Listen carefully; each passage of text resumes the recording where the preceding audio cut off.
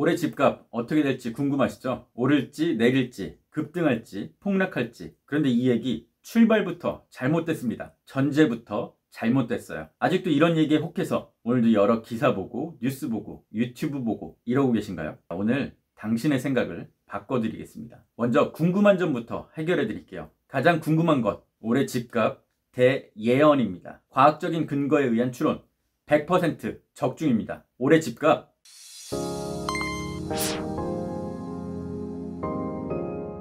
집값 엄청나게 오릅니다. 2022년 부동산 대폭락이 올 겁니다. 미쳤냐고요? 제가 왜 이런 얘기를 할까요? 누구 말을 믿어야 할지 감이 오시나요? 정답을 알고 있을까요? 답을 말하는 사람은 많지만 어떤 게 정답인진 누구도 알 수 없을 겁니다. 요 몇 년간 집값 엄청 올랐죠. 2020년, 21년 특히 그랬습니다. 그런데 그 전에도 폭락한다는 사람들 엄청 많았고요. 또 반대로 오른다는 사람도 많았습니다. 지금 뉴스, 유튜브 검색해보면 여전히 떨어진다는 사람, 폭락론자들이 많고요. 또 어떤 사람은 오른다고, 심지어 올해 20% 이상 오른다고도 합니다. 집값 이렇게 검색만 해봐도 정말 다양한 얘기들이 나오는데요. 누구 말이 정답일까요? 다 정답이에요. 알 수가 없습니다. 계속 무슨 소리냐고요? 자, 본론 아직 시작도 안 했습니다. 이렇게 집값이 오를지 떨어질지는 알 수 없지만 변곡점은 알 수 있어요. 추세가 변하기 시작하는 시점, 거시경제 말고도 여러 가지 부동산 관련 데이터들이 있을 겁니다. 매매 거래량, 입주 물량, 수급 물량, 공급 물량, 재건축,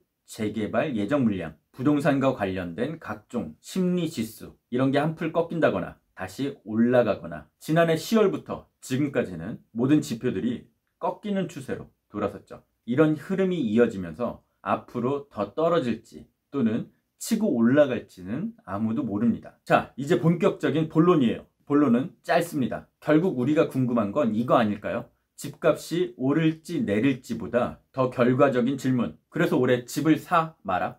집을 팔까 말까가 아닐까요? 올해 어떻게 해야 되는지 알려드릴게요. 이것 때문에 제가 어제 빵집에 가서 좀 빵을 사왔습니다. 올해 이런 빵을 먹으면 되겠더라고요. 안전빵, 우스갯소리 같이 들리더라도 올해는 본질적인 가치에 주목해야 됩니다. 이 본질적인 가치라는 건 여러 가지 평가 요소가 있겠죠. 내가 살고 싶어하는 동네가 될 수도 있고요. 내가 사고 싶어하는 집이 될 수도 있습니다. 객관적인 교통 상황, 입지, 학교, 직주 근접 여러 가지 요인들이 있겠죠. 이런 것들에 우수한 점수를 줄 수 있는 본질적인 가치가 높은 집, 이 부분을 선택하셔야 됩니다.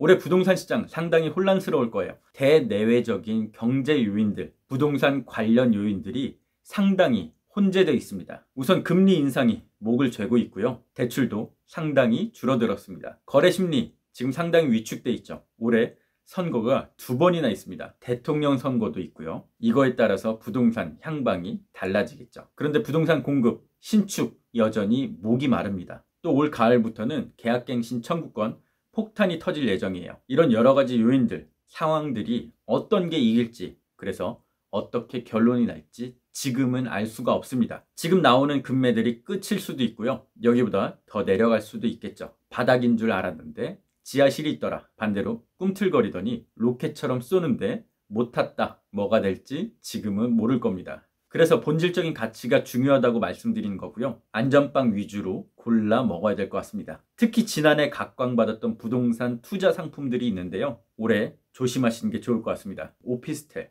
생수 이런 것들 있죠. 심한 곳은 경쟁률 수십 대 1을 넘어서 수백 대 1까지 나온 곳들이 많습니다. 초피도 상당히 붙은 곳들이 많았고요. 하지만 최근 뉴스를 다시 보면 부동산 심리가 얼어붙으면서 인기 좋았던 매물들이 마이너스까지 나오고 있다. 이런 기사도 있습니다. 이것저것 안 보고 들어가신 분들 손해보고 계시겠죠. 이건 역시 본질적인 가치를 염두에 두고 아예 초단타 또는 장기적인 관점에서 접근해야 될 거예요. 또 하나, 내가 감당할 수 있는 여력을 지키십시오. 2년 전, 3년 전, 그리고 지난해 영끌해서라도 진입해야 됐다면 이제는 금리 인상과 대출 감소가 있습니다. 영끌도 어느 정도 여력은 남겨두셔야 돼요. 다만 올해 진입할 타이밍은 충분히 볼 수 있을 것 같습니다. 좋은 집들이 급해서 싸게 내놓는 매물, 금매, 거래 심리가 위축되고 거래량이 줄어들면 이런 금매들, 진짜 팔아야 되는 금매들이 나올 수 있어요. 이런 타이밍 올해 또는 내년 정도까지